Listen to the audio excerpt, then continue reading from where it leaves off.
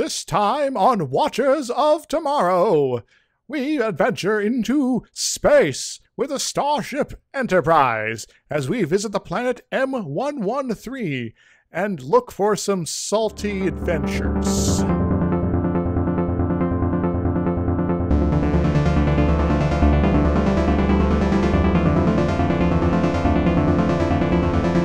Hello, my name is Gepwin, and as always I am joined here by Dr. Isix. Hi! And as you heard in our cold open, which is a thing that I'm liking to try out, we're doing the first episode of Star Trek. Yes, the very first episode of Star Trek that showed up on the TV screens in 1966, featuring the crew of the Enterprise, the USS Enterprise, the Federation starship sent into deep space to go exploring and occasionally visiting colonies and random people that live on planets. Yes, and this is a random people on planets episode. Yep. So this is the first episode to broadcast. It is called Man Trap. Broadcast on September 8th of 66. Thousands of years ago. This was actually broadcast during their preview week, which is why Star Trek had really good ratings for the first episode, because they actually premiered it a week earlier than any other network was premiering their shows. Nice. So it's like everyone's like, well, there's new shows on today. Let's go turn them on. Yes. And, was this on CBS or? This was NBC. Because Living Color. Color. This was very colorful. Yes. So as you won't be able to see it in the podcast form, but if you are watching along with us or see any of the old Star Trek episodes from the original series, like, keep in mind this was selling color televisions. Yes. See, most folks are still dealing with the black and white, but it's like, you can get more out of it because we now have shows that are actually in color. So go out to your store over there, go to your Sears, pick up new color TV, and start watching this new show. It's real neat. Yes, and they had it on NBC specifically because NBC had a premier color network. So they were one of the nice. all color, all the time networks, which is why the logo was the peacock. Exactly. So I suppose we should jump in with a synopsis before we go into too much more 20 minutes on television history. Yes. So where are we? What's our captain's log here? All right. Captain's log. Enterprise is under the temporary command of Mr. Spock. Cut to the first time we see Mr. Spock on the bridge. Kirk and McCoy are to beam down to planet M13 on routine medical examination of a Dr. Robert Crater and his wife Nancy. And when I wrote that down in my notes, it was Crator. Yeah, like Dr. Morpheus. Yes. Kirk then tells us that this would be an incredibly routine mission if it weren't for the fact that Nancy is the one woman from McCoy's past. McCoy is apparently very lonely. Yes, the only woman in his past. McCoy and Kirk and random crewmen beam down to planet M113. I think his name was Darnell. Yes. He has Darnell, but I was calling him random crewman because who cares? Now, it's important to point out that he's wearing a blue shirt. Yes, the red shirt trope had apparently not been introduced yet at this point. Yes. Oh, after McCoy and Kirk engage in some witty banter that is supposed to connect them in our minds as old friends, McCoy gives us exposition and explains that the woman they are about to meet is someone that he knew 10 years ago. He and Kirk are interrupted by weird music, which I'm kind of unclear on whether we hear or they hear. But they seem to react to it. Well, this is also the 60s. When people just sort of react in general to things, the music cues happen. True. So since it is the 60s, they're probably hearing the music. And Nancy Crater, a young woman with black hair, enters the room. So she's a little young for someone who's an old friend of McCoy's, and because he looks like he's already in his 50s, right? Yes, he very much does. She greets McCoy, and then he introduces her to Kirk, And this is the first time we get to see Kirk's signature close-up beauty lighting. After the introduction to Kirk, the camera cuts back to Nancy, and she appears older with gray hair and a different hairstyle. Oh my. Yes, the musical cue tells us that this is in fact odd. Yes, it's important. You should be paying attention. She is then introduced to the random cannon fodder crewman Darnell, at which point she appears to be a completely different younger blonde woman who gives Darnell a very flirty up-and-down seductress look. Yes, she wants something that Darnell has, if you know what I mean. Kirk notes that Darnell is staring at her awkwardly and asks if something is wrong, at which point Darnell proceeds to be creepy. A little bit, but, sometimes, from Kirk's perspective, he's probably thinking, all right, she's probably not someone I would go after, but Darnell maybe has different preferences than me. Yes, for Kirk, it's a little weird to chastise someone for staring at alien women. Darnell creepily compares Nancy to a woman that he left behind on Wrigley's Pleasure Planet, which I guess is the equivalent to Risa if you're familiar with Next Generation. Yeah, it's Wrigley's is similar to Risa, believe it or not. Sorry, I had to go there. McCoy gets visibly upset by this, and Kirk sends Darnell outside to stop being a creep. Well, that only kind of works. Yes. Because, Nancy's gone her way that way in a little bit. Yes, after talking to Kirk and McCoy, where Nancy continues to change form depending on who she was just talking to, she leaves the room to find her husband, and outside, blonde Nancy continues flirting with Darnell, who was waiting by the doorway. Yes, in a place that it's kind of obvious, given the arrangement of the architecture, that McCoy can probably see that if he just turned around and looked. Probably could hear them, too. Yes, I actually didn't think of that. That's a good point. It's like, because it is a straight hallway that goes directly into the room where McCoy is. And there's some flirting. She's being really super sassy, and Darnell's like, oh, yes. Some suspenseful music plays as they walk away, and we fade into our opening credits. Sounded like you were going to start the Game of Thrones theme for a minute there. Well, I could do. I could go into a quick reading of the lyrics for the theme song. Okay. Yes, we actually didn't cover the lyrics for the theme song. Because... in our first episode there. So the lyrics, which aren't present in the show, it just Roddenberry wrote these because he wanted royalties. Yes. Go like this. Beyond the rim of the starlight, my love is wandering in star flight. I know he'll find in star clusters reaches love strange like a star woman teaches. I know his journey never ends, never. Sorry. His Star Trek will go on forever. But tell him while he wanders his starry sea, remember me. Oh, good God. So it's so cheesy? Yes, I've never heard anyone try to sing it before. That may be an internet first. I think there's a few versions floating around there, but I think one was done by Tenacious D, maybe one by somebody way back actually in the 60s. But that was my interpretation. I'm sorry. So just to fill in the history, the only place this ever actually appeared was on the music sheet version of the Star Trek theme that you could buy for compilations for piano and such that you could buy at music stores.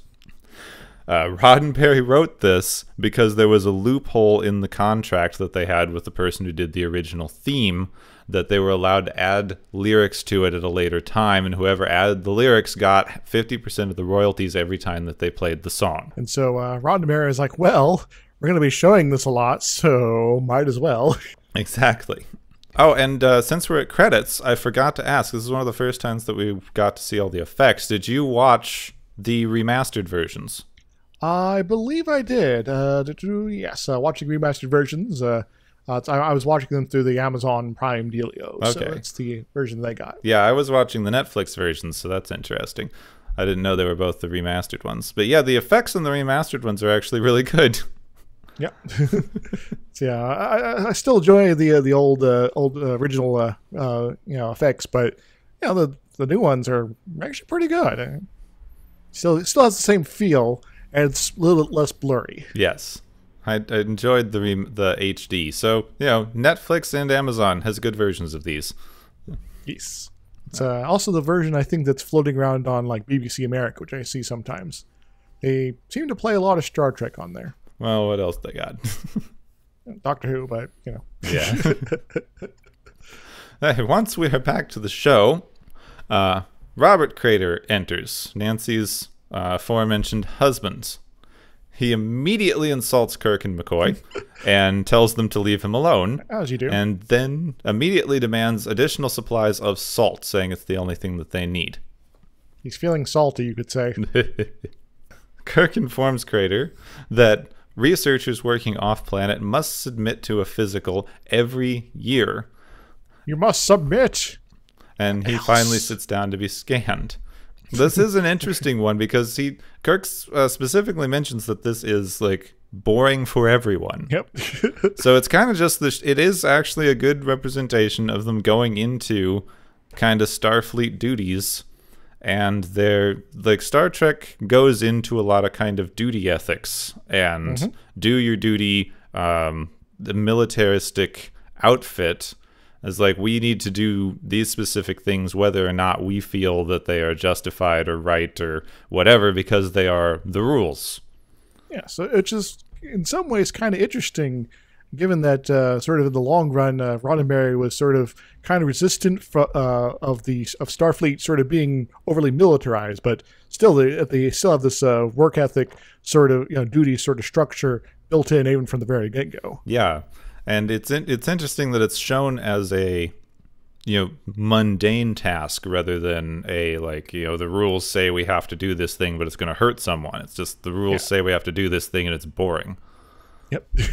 So like this is an everyday job for us. It just everyone has to get up in the morning. They have to go drive to work. They have to go scan some colonists over there. Whatever. Yes. So during the small talk, Crater explains that he is actually very, very happy that his wife has some old friends visiting, because while he is perfectly happy living in complete isolation on this planet, you know how women are. Oh my.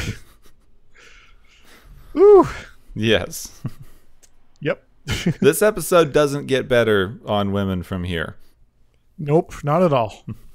It gets really, really awkward. Yes. Moy exclaims his amazement at how young Nancy looks. Mm-hmm. Kirk looks like she's 25. Kirk then says there's absolutely no way she looks that young at all. Kirk's like, what the hell? Yes. Are you guys blind? Come on. Crater then explains that when they see her again, Nancy will appear a more appropriate age. Mm-hmm. One way or another. The discussion is interrupted as Nancy screams. Thank you. Kirk runs out of the room, gun drawn, to find Nancy standing over the crewman Darnell, who is lying dead with red circles all over his face. Yeah, Darnell done died. Whoops. Yes. That's what I have in my notes. It's a good synopsis. No. Here's an important first, though, for there's an important line here that it forms a meme, a trope of Star Trek, especially the original series. This is the first "he's dead" Jim. Yes, though it's not given the same any dramatic weight. Like I missed it the first time I watched through. It's so sad. It's just a quick line. Yeah, it's something easy to miss. Kirk removes a green plant from Darnell's mouth, and Crater tells Kirk that Darnell was an idiot who eats poisonous plants on alien planets. And that's why he's dead. That's a thing that apparently Star Trek officers do sometimes for some reason. Yes, because that makes sense. This is kind of believed. This isn't immediately challenged. This, well, I guess you're right. He ate a poison plant, dumb crewman. It's like, yes, Darnell, this professional we've been working with for some time, apparently, is just sort of going to put things in his mouth. And especially when the conversation goes on from there, where she's like, no, don't do it. Don't eat the thing. And he did it anyway. It's like, okay, what? Yes. As Nancy explains that this is a Borgia plant, and she just noticed Darnell holding one, and before she could do anything, he takes a bite and dies immediately. Oh no! Kirk and McCoy get ready to beam back up to the ship with the dead crewman, and before they leave, Nancy once again reminds them that they need additional salt supplies. Yes, get us some salt. Back on the ship, we meet Uhura and Spock. This is the first time we've seen these characters outside of the brief little cutaway at the beginning of the episode. Yes. Uhura Spock is unhappy. Yes. Uhura engages in awkward flirtation with Mr. Spock, who is very confused by this. Yep. Now, this isn't, is this the first time these two have met? I think as far as, the show order goes, I think so, yeah. As far as the show order goes, but it's just, they know each other's names, but she just seems constantly confused that he is unemotional. Yep. Have you not heard of Vulcan before? Yes. Well, apparently not, because neither of them knows how many moons Vulcan has. But, it's in the larger context, we might be a little unfair about, okay, she doesn't know what a Vulcan is, what? But this is also introducing Vulcans to the audience. So it does kind of make sense to have a scene like this sometime in one of the early episodes to sort of establish that Vulcans are kind of detached, emotionless, don't quite operate the same way as humans do. True. So it's actually a very useful scene for the audience, despite it being really awkward. Yes, just so awkward and weird. And there's also mention of Darnell's death. Yes, the transporter room then calls and reports one death. Gasp. Yes, Uhura chides Spock for his lack of emotions regarding the death of one of the landing party, and even goes so far as to suggest that it could be the captain, who's the closest thing that Spock has to a friend. It's like, if it was the captain, I think they would have mentioned it. Spock explains that his being concerned would not be helpful to the situation. Just your good old Vulcan logic. In a tactical sense, sort of. But yes. It would be kind of good to know who died at some point. Yeah, eventually. Yes. We cut to the dispensary, which is apparently what they're calling sickbay. I don't know when and if that switches over in the original series. I guess I'm just used to sickbay. Yes. Spock informs Kirk and McCoy that the Borgia plant is a thing, and it is very similar to Earth's nightshade. It is, in fact, very poisonous, but it could not have caused the red mottling found on Darnell's face. McCoy said that his examination did not pull up any traces of poison, and that he, in fact, shouldn't even be dead, because he's found nothing medically wrong with him. He's just sort of not alive anymore. Yes. But just this, I'm sorry, I don't want to get super nitpicky, but this trope has always bothered me in science fiction. We don't know what happened. He's just not alive anymore. anymore. Yeah, this doesn't happen. No matter what kills you, no matter what causes the initial death, symptoms. There's going to be complications. Yeah, something killed you. Your heart stopped. You had a heart attack, a liver failure. Just something stopped working to kill you. You don't die, and everything looks fine. It's like, it's like, okay, your heart stopped because you had massive blood loss, or your heart stopped because it didn't have the raw energy in order to keep functioning. Something happened to cause your heart to stop. Yes, and well, I don't want to get picky at all their stuff, but this is just one of those sci-fi tropes that always bugged me. Because I was a licensed EMT for a little while. I didn't get to do a lot of work in that area, but this always bugged me, having learned medicine. All right, McCoy attempts to then explain how he was seeing Nancy as much, much younger than she appeared, trying to solve the mystery of the frickin' show, until Kirk yells at him for thinking with his junk and tells him to get back to work. McCoy, dude, a guy's dead. Deal with it. Yes. In my notes, I had a little more colorful language than that. Yeah. Then there's a new captain's log. Yes, there was a new captain's log, which I forgot to write down. So he just basically gets us up to date, recaps what we've seen so far, and it's a message from the starship asking her where the heck is the Enterprise or Starfleet, I think. Yes, and he has to tell someone that he's going to get his chili peppers later. Yep, we'll go pick them up sometime. Whatever, just wait. Yeah, which I didn't actually write down in the notes, but I did love that as kind of a little bit of world building. Yes. It was just kind of nice. Yes, we have things to do after this. This isn't the only thing in the world. We weren't planning to stay on this planet for 6 days doing a medical examination. It just sort of happens sometimes. Later, Spock expositions us about Crater's research, that he's been on the planet doing archaeological research for 5 years, but that his artifact and research shipments have declined over the last year. Yeah, it's like not needing as much stuff. If they're becoming self-sufficient, I don't know. They seem to be a little low on salt. But, McCoy calls Kirk to the dispensary because he has sensitive information he doesn't want to put on the main speaker. Mm-hmm. It is explained that Darnell died because all of the salt had been removed from his body. Where did it go?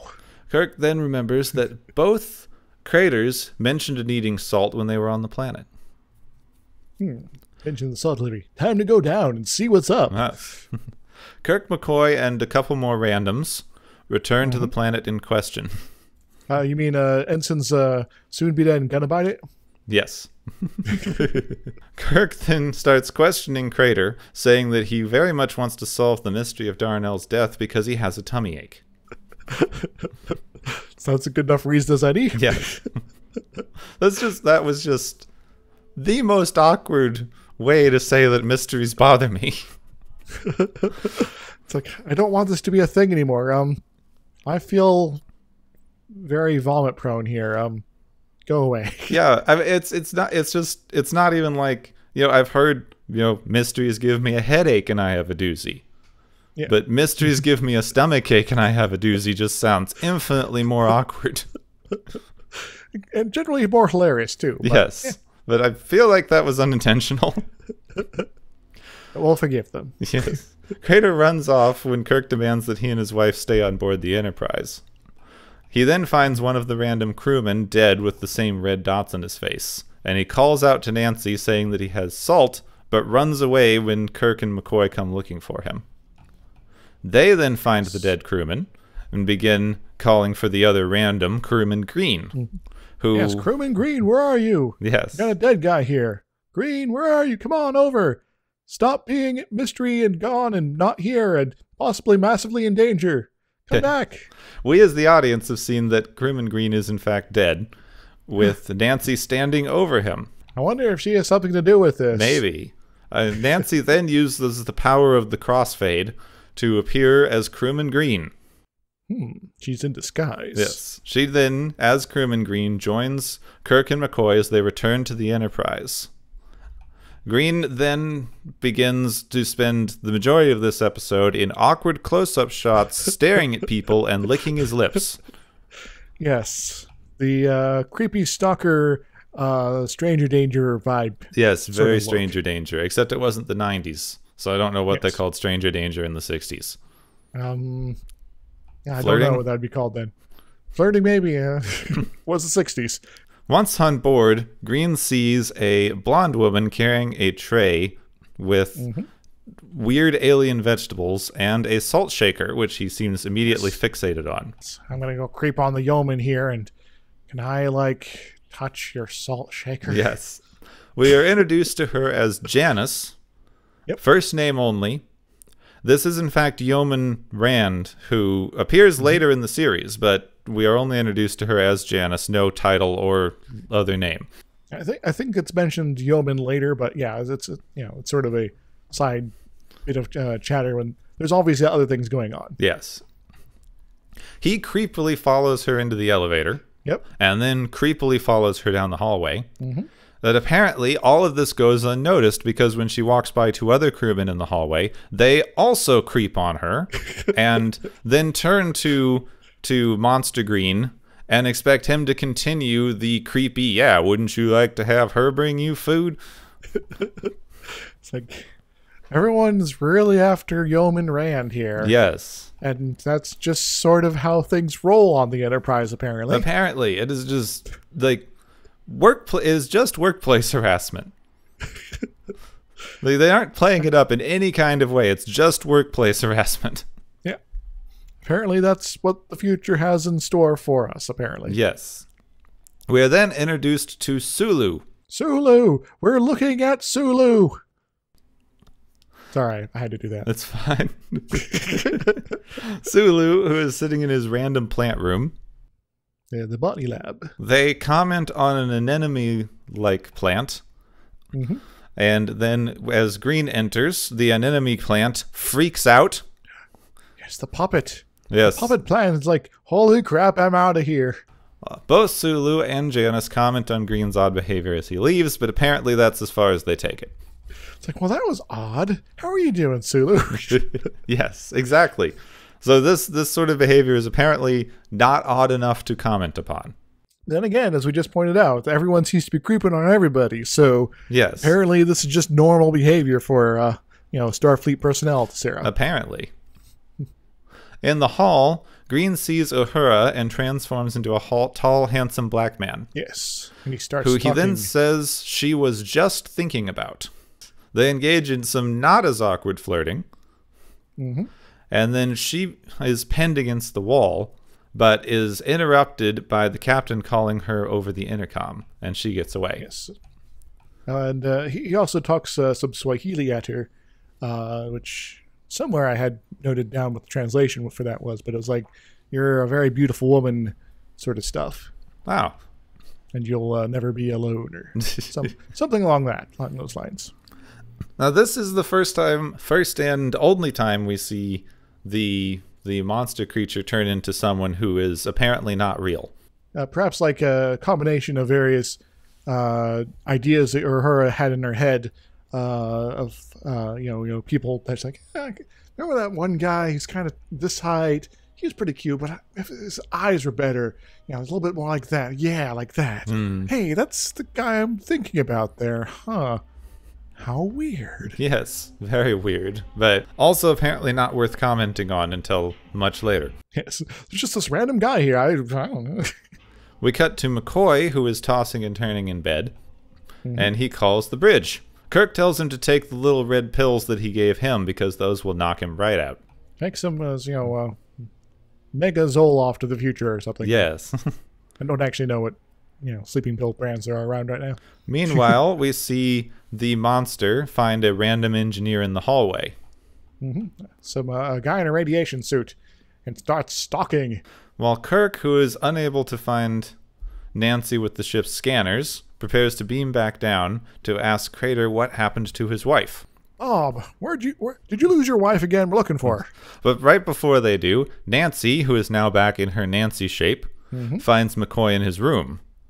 She also tells him that he should take the sleeping pills. Take the pills, man. It'll be good for you. You'll sleep for hours.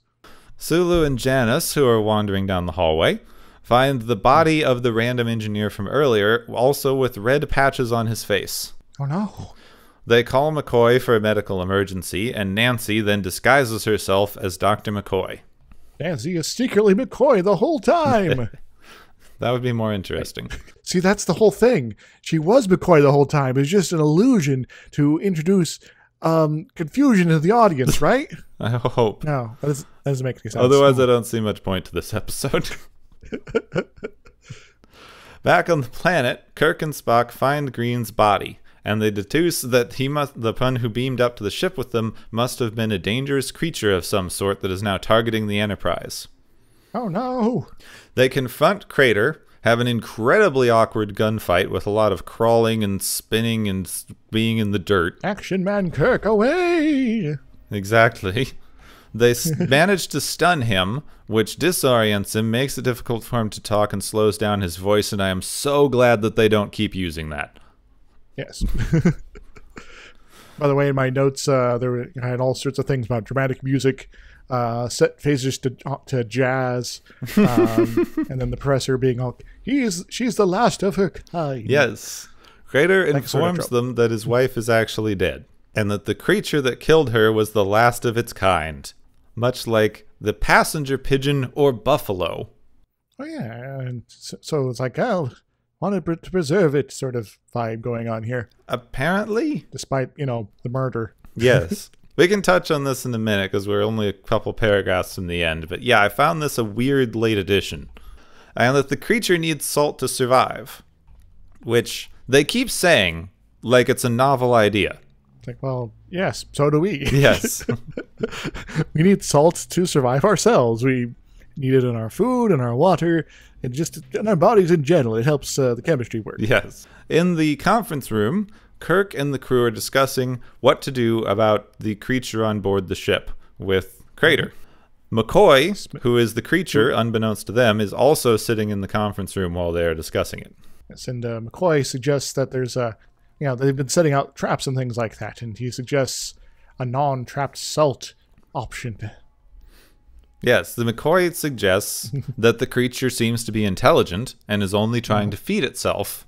So why not just give it the salt that it wants, and then it will not be dangerous? This is apparently not considered. Yep. It says they're just like, no, let's kill it. Yeah, that seems like a bad idea, McCoy. We don't even know you're like the bad guy yet. We just don't want to. Yes, including like Spock goes like, that's an interesting idea, McCoy, but no. Logic dictates nah.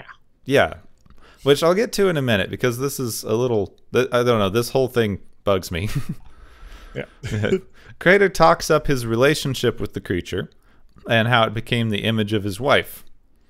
Kirk suggests that he's been living on his own personal pleasure planet, I guess. His own personal, well, not quite Risley yet. What was it?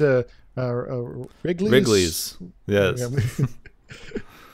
Which just doesn't that sound like Dave and Buster's, like some kind of gaming bar? Well, maybe during this this era of the Star Trek universe, that's their jam. Scantily clad ladies, yes, but there's also going to be a poker. Then that could be more interesting. Kirk demands that Crater give up the location of the creature, and when he refuses, he orders McCoy to use truth serum. McCoy's like, okay. Yeah, which I didn't even know they had this. This seems unethical. A little bit, especially since they came to this guy for a medical checkup. Sure, there's people dying, but under what jurisdiction in law are you being able to do this to a civilian? Yes, just randomly. There's an awkward cut to commercial, after which we see Kirk running into the dispensary where Spock has been attacked and Crater is dead. Oh no. Yes. Apparently just sort of out of nowhere, the creature returns to McCoy as Nancy and begins begging for her life because the crew is trying to kill her. Which is true. Yeah. It's like, well, yes. Yeah. Kirk enters, pulls a gun on Nancy. McCoy refuses to believe that Nancy is dangerous and grabs the phaser from Kirk. Don't ever do that. Is then threatened by the creature.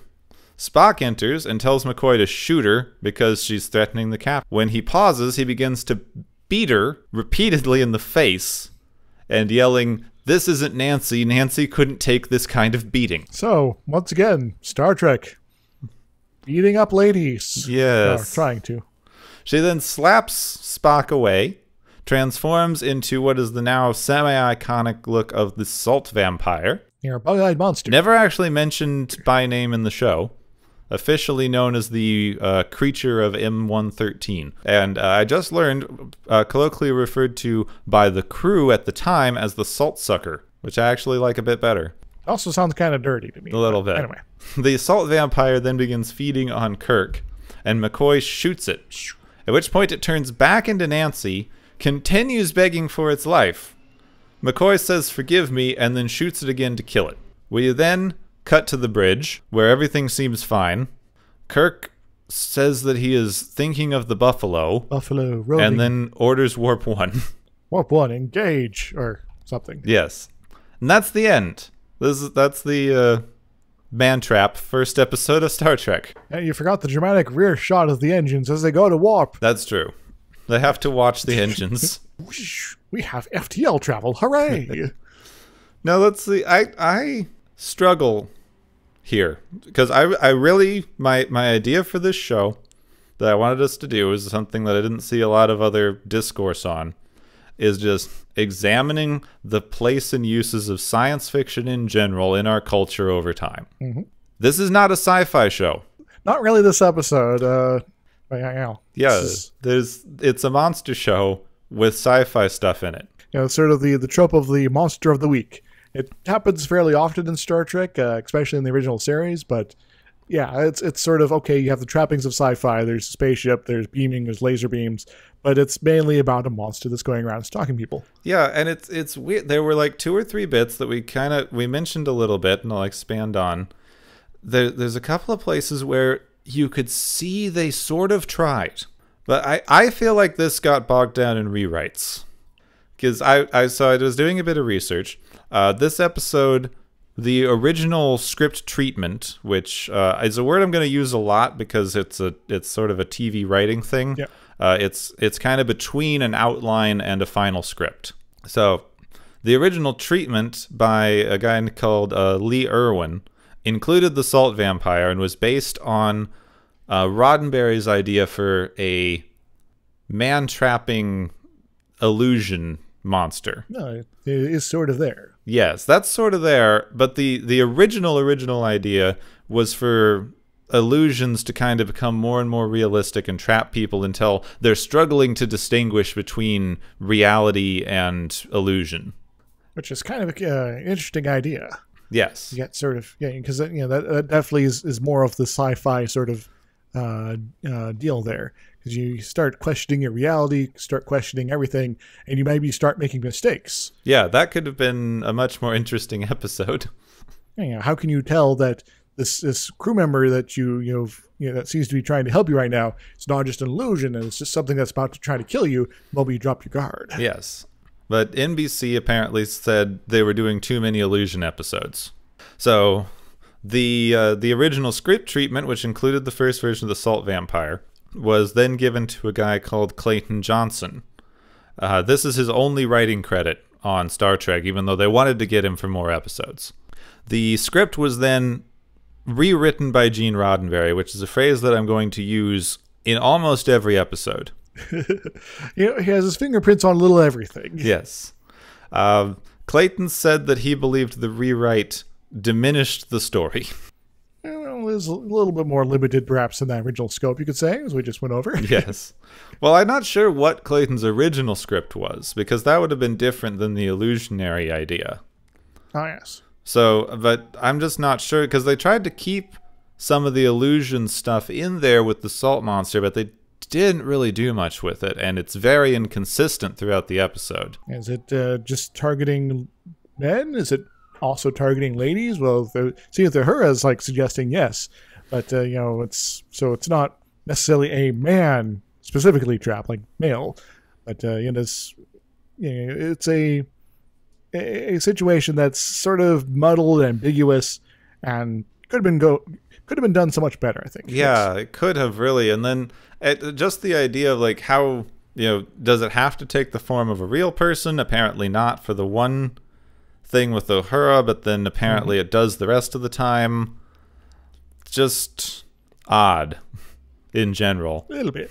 I guess maybe one interesting thing, when Kirk originally saw older Nancy, he had never seen Nancy. Yet as far as the audience point of view goes, it is still the same actress playing the old and the young versions. It just, Kirk just sort of kind of already sees her like that. Yeah. Just kind of curious to me. So I guess we should just go into kind of like, I don't feel there are really intentional themes in this episode. Not really, no. So some of the unintentional themes, or the tertiary themes, I guess, blatant sexism and misogyny. Yep. It's in my notes here. Everyone's just kind of mildly horny and really obvious about it. Yeah, everyone is kind of mildly horny. Like, Every crew member, except for Spock. Uhura for the entire episode. Like, it's like, Uhura, why are you hitting on Spock? He's not going to bite. Yeah, he doesn't get it. Apparently wandering down the hallway imagining tall Swahili dude. Is space this lonely, guys? Really? Like women do. Just wander down the hallway imagining the man of their dreams in a work scenario.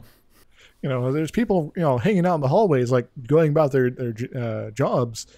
They seem to be apparently doing it, and everyone's doing this as well. Everyone's just sort of daydreaming, and that's why everyone has to be working constantly. Yes, apparently. So you have the whole thing with the salt monster. It starts out as your standard kind of Black Widow seductress trope. A little bit. It then turns into Crewman Green, which is the first time we find that the monster can actually present as either male or female. Mm-hmm. So it goes from Black Widow to Infiltrator. Yes. Unknown agent. But not well. Yeah. So it goes from Black Widow seductress to just creeper. Yep. And it's sort of the first time in all of Star Trek where everyone is just kind of bad at this whole realizing there's something wrong going on. Yes, everyone's just, completely oblivious. Crewman Green, are you okay? Crewman Green says nothing. It's like, okay, good talk. You're obviously okay then, because you did not say that you're having a bad time. Yes. I'm okay with this. Apparently, I was talking this over with my girlfriend the other day, and she pointed out that the only really good interaction that they have is actually the one with Uhura and unnamed imaginary crewman. Because while that is still a bit creepy, he's a little bit forceful. The scene would have, I was calling some uncomfortableness there, but yes. That's more just in line with he wants to eat her. Yes. The actual flirting that they're doing is actually kind of the better end of that they show in the episode. Yes, so less nervous, twitching, licking of lips, or hi there, how you doing? I'm going to get up in your space. I'm going to talk in your native language for a little bit and be all like, yeah. Like, they kind of get into a little bit of the, well, it's a sentient creature, should we kill it later on? Mm-hmm. But, as I was going through again, and it took me a minute to remember, none of them knowingly engage with the creature. Not really, no. They kind of talk it over when McCoy is the creature, but none of them know this. Shouldn't we, treat it as an intelligent being? Shouldn't we, I don't know, give it an option other than killing people? Guys, hint, hint, guys. And they're just like, nope, it's gotta die. We have to murder our way out of this problem. Sorry. And then, right at the end, they try to introduce some environmental themes, I guess. Yep. This is something that pops up in the show because environmentalism was a big deal in the 60s. The book Silent Spring had been written in 1962 by Rachel Carson, mm-hmm. and that details the dangers of DDT, which, if you're unfamiliar, because you might not be, it's a slightly older pesticide. Yes, a little toxic. Yes, it's very toxic. They found that it was entering the food chain, and basically it decimated local bird populations. There's a song from the 60s called Big Yellow Taxi, which mentioned DDT if you are from that era. Yes, which also has some, environmental messaging. So, environmentalism, ecological disasters, this is one of the first times they're starting to be noticed. Yeah, because the guy talks about, these creatures apparently have killed off their entire planet. Yes. And just sort of everything's dead now except this one last one. Yeah, and important to remember from our perspective now, at the time, environmentalism was not a partisan issue. Nope. The first environmental policies were put into place by President Nixon. Mm-hmm. Yeah, he is the guy who signed off on the Environmental Protection Agency and all that fun stuff. Yeah, so this was not really the show gets called for having fairly liberal ideals, and I think that it does. But in this one here is not. This is just the of environmentalism in the country. But they, again, I don't want to call it stumbling at the first hurdle. They don't even look at the first hurdle. It's like, well, okay, we can kind of consider this, but it's more of a side note. It's something that you guys can think about at home, but we're not going to really focus on it too much. Yeah, and this also begins this kind of theme in Star Trek, which I find kind of interesting for the original series, and that it's a utopian future world. It's the look at what we can achieve as humanity, but everything's dead. Yep. It's like, remember the last buffalo, which apparently went extinct in this timeline. And later on, the really, really famous thing in the movies is the whales are extinct and other things are extinct. It's basically also doing the you screwed up Earth back in your time, stop it idea of future thinking. Yeah, everything got really bad before we figured out how to do the good. And this sort of theme runs off, even through, I've been mentioning on my Twitter that I've been rewatching and in some cases watching the first time, all of Deep Space Nine. And what was it? Sorry, I just had a brain fart. Give me a moment. Keep talking. So the environmental themes show up later in the show. There's episodes that include more ecology and environmentalism, but the only real passing thing this gets is this is the last of its kind, like the mighty buffalo that we killed off on Earth. Mm-hmm. And there doesn't seem to be a lot of point to it, because they never go into an ethical dilemma through the entire show. Yeah. There's no, should we kill off the last of a species? We would be responsible for the extinction of this species. This is an intelligent creature that we are, killing without a second thought. There's no ethical quandary. Yeah, it's just sort of completely glossed over. Oh, I figured out my brain fart there. Kind of in the theme of, everything got way worse before it got better. Things like the war with the genetic supermen and things like that. All that stuff that apparently happened in the 90s. And then in Deep Space Nine, stuff like the Bell riots and the sort of sanctuary sort of territories in the big cities. Yeah, that's all this stuff. All this is sort of in the same theme that, before we get to this utopia, where apparently we don't have any sort of ethical dilemmas when there should be ethical dilemmas. we had to go through all this terrible stuff that we managed to survive to get to our principles. And then you get to moments like this where it's like, did we really get through it all? Yes. Though that's a good point, because it's a really interesting way that Star Trek plays with its far future timeline. Because it's obviously doing the look at what humanity can be, but it's also using a lot of dystopian fiction in its own history. Yes. So it's like, if you keep going this way, here's all the terrible stuff that's going to happen. Doesn't this make you want to change what you're doing? But also look at these awesome ideals you could be upholding. Yeah, we can get here.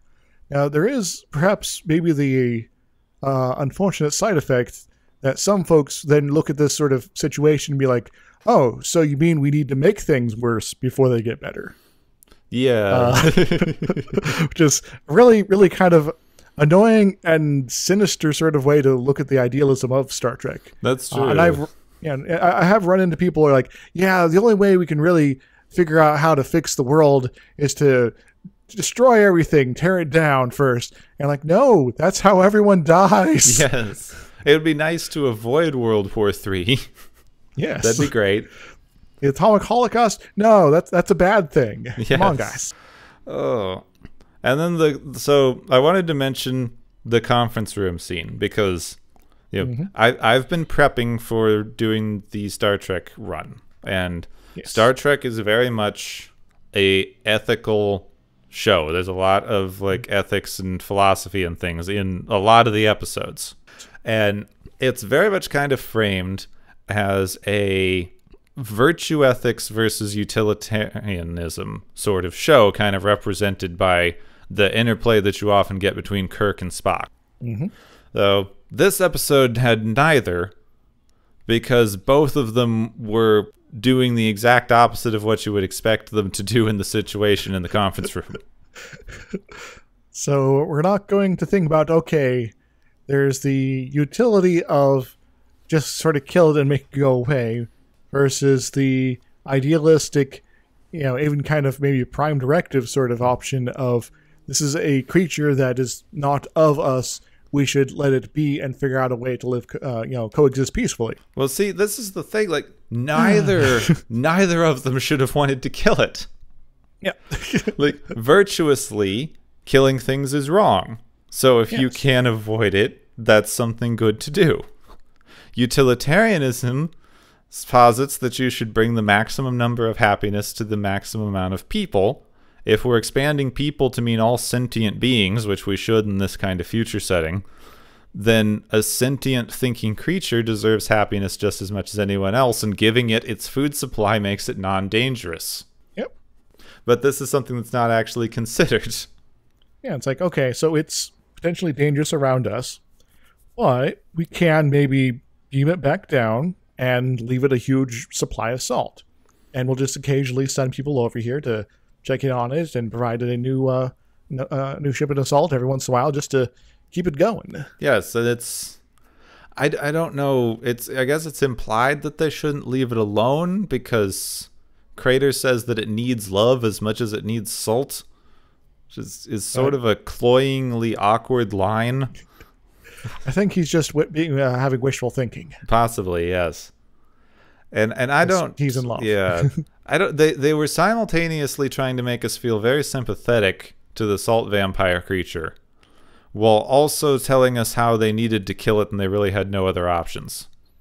Like, we have a tragedy here. We need to feel bad about doing this horrible thing. Let's make everything sound like that's the only conclusion. Yes.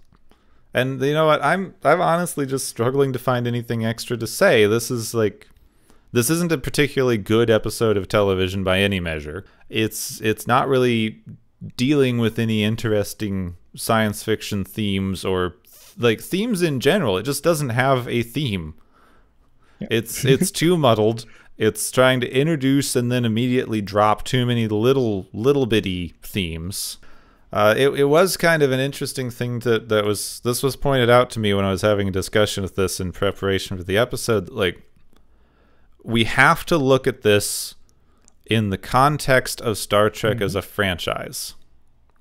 Because if this episode were not connected to Star Trek as this megalithic identity, no one would remember it.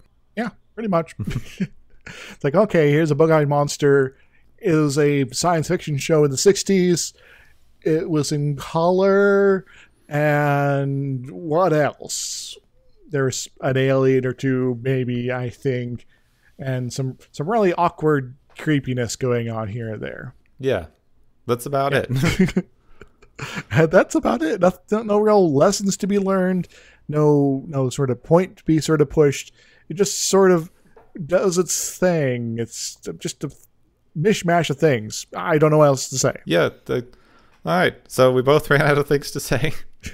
Well, I guess maybe I do have one sort of thing we could maybe talk about is how does it hold up in terms of introducing the audience to the show? Yeah. For that, I'd actually say it's okay. Not great, but it hits up a few of the important things. So I kept reading things that said this was a really good introduction. And they posited Kirk and McCoy's interplay, which I do think was decent. It was well acted. It was fairly well written. They do come off kind of as old friends who hate each other a little bit. Yeah. It introduces let's see, it introduces 4 of the 5 or 6 main cast that you would see in each episode. Yep. So I guess in that front it does fairly well. I would expect this to be a Monster of the Week show if I saw this as the first episode. Yeah, it's like, oh, so we're going to get some sort of creature each week. I'll tune in on this. Be good to have on while I'm eating my dinner or something like that in the evenings.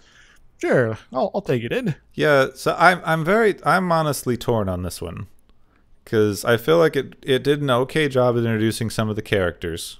But it kind of failed though at introducing anything else. Yeah, like it didn't really say, how is this distinguished from anything else that's on TV? It's basically a Western with lasers instead of guns. So overall, kind of unremarkable. Yes, it did come out to, middling reviews. So I guess that's to be expected. And this was the safe choice to be the first episode. Yes. So I guess since we both kind of ran out of things to say, some random trivia. Alternate names for this episode, which I did like, because Man Trap is a horrible name for this episode. A little bit. It's just awful. It has nothing to do with anything. It's just horrible. It is in fact a holdover from the original idea where the illusionary things would be trapping people. So alternate names included the woman with the harp. So I guess that thing she entered with was supposed to be a harp. Yeah, I was going to say, I don't remember a harp. Yeah, I didn't mention the thing, but when Nancy first enters, she's carrying something that looks like a decorative piece of architecture. Oh, yeah. And she's touching it in such a way that I thought it might have been playing the music from the beginning, but then it's never mentioned or done again or remarked upon. Maybe it was an earlier draft had that actually be the case. Yeah. And then maybe the harp was supposed to do something. I don't know. My favorite alternate episode name, which they should have gone with, The Fake McCoy. That is pretty cool. Yeah. Because there is an unreal McCoy there. There's a fake McCoy. Yes. A guy who is pretending to be McCoy, who is certainly not McCoy, and maybe some sort of Saul vampire. Or it might have been the unreal McCoy. But either one would have worked. Yes. I guess maybe in terms of the mechanics of the monster, though, it does sort of make me wonder if it's eating all the salt, sodium chloride. Is it making it not be salt anymore? Yeah, I was wondering about this, and I didn't want to get into the nitpicky, oh my god, the science doesn't work out thing. I know it's Star Trek, and that's kind of most of science, honestly. But depending on what they mean by salt, this thing needs to eat an absurd amount. Yes. Because it kills 4 people throughout the course of the episode. If you listen to the captain's log things, I guess the episode is supposed to take 3 or 4 days. Oh, yeah. I guess I wasn't paying too close attention to the actual start dates, but yeah. Yeah, so the first start date and the last start date are, I think 4 days apart, if I'm remembering start date notation correctly. It gets salt from the little salt tablets, which actually was pointed out to me that salt pills and stuff used to be a thing in the 60s. Yep. I think my mom mentioned taking those at some point. Yeah, so that's one of the reasons they kept mentioning them as a thing that you would definitely need is salt tablets, because you would be taking salt pills to work in the heat and things. It was an incredibly bad idea, but it was medical practice at the time. Yes, there's a lot of medical practices in every era that are kind of questionable when you look back at them. I was doing some research on how much salt is actually inside of a person. Oh, we're going full Metal Alchemist here now. A little bit. Excellent. Well, it kind of depends. If you're talking about just sodium chloride, it's probably a few tablespoons. But if you're talking about, sodium or chloride or various salts or, whatever is in your body actually being used, it can be up to a couple pounds depending on how big of a person you're dealing with. I like me some sodium iodine. So how much salt does this thing need? Apparently a lot. Maybe by the time they got to the planet, it was actually super starved. It would take maybe a pill a day, but it's been out for weeks or something like that. So it's I'm hungry. I'm jonesing for some salt. Yes, possibly. I don't know. I feel that's another one. I don't need mechanics of things fully explained to me, But if you want a monster to be like scary at all or worrying, you need to kind of explain some very basic mechanics. Yes, as opposed to it's spooky and it does this. Yeah. Okay, interesting. It just sort of does a thing. Okay. Well, unless you have anything particularly of interest to say, this is probably a good portion to wrap up. I think it's been about an hour for the episode. I guess I could compare it to other terrible monster of the week for a different series, but that's about all I could think of right now. Well, I don't know. Just the monster of the week thing in general is just very strange. I feel like it's kind of atypical of what the show's trying to do. Mm-hmm. So in that way, I guess it was a horrible first episode for me. I'd say that I had some fun with this just because how ridiculous it was. But as far as, being a otherwise enjoyable episode, I was pretty meh. Yeah. Well, speaking of horrible and cheesiness, next week we will be doing episode 2 in the original broadcast run, which was Charlie X. Charlie X. Do you remember anything about this episode? No. I remember it involved the first appearance of the Q-like beings. Oh, the super powerful beings from beyond all time and reason? Yes. It's as far as I remember, it is the first Star Trek introduction of the random teenager mindset person with too much power. Oh, is this the one with the kid? He's like, and he's like running around and like gets these superpowers, and he's like kind of creepy, like Mr. Green was in this episode. I think so. If I haven't rewatched it yet, but from what I remember, I think we've got another creeper episode. Because I think I do remember this one. Yeah. Yeah. I don't remember liking it very much. Oh well. But we'll see. That is next week. Yes, join us next time on Watchers of Tomorrow, where we watch Star Trek, the original series episode Charlie X. Tune in next time, with us together once more.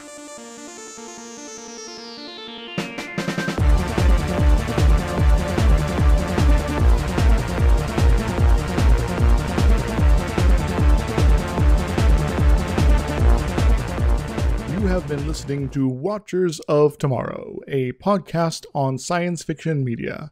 You may find Gepwin on youtube.com/Gepwin and on Twitter at Gepwin, spelled Gepwin.